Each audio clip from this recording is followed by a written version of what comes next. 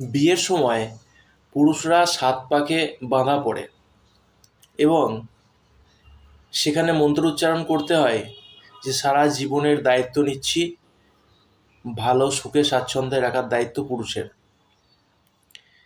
বিয়ের পর স্ত্রীরাও স্বামীকে ভালো রাখার জন্য অনেক কিছু করে, যেমন ব্রত পালন করে, উপোস করে, কিন্তু স্বামীকে সুখে থাকতে দেয় না।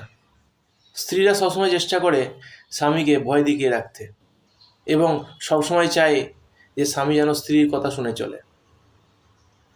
আবার ওই স্ত্রী যখন পাশের বাড়ির বৌদিদের সঙ্গে কথা বলবে তখন এমন ভান করবে যেন বরকে খুব ভয় পায়।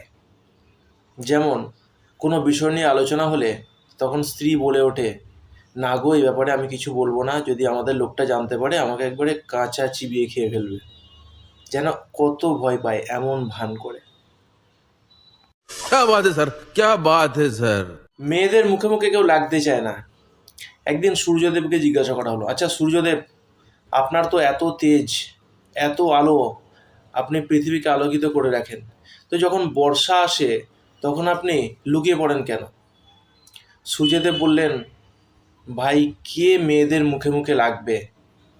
বর্ষা যখন চলে যাবে আমি তখন আবার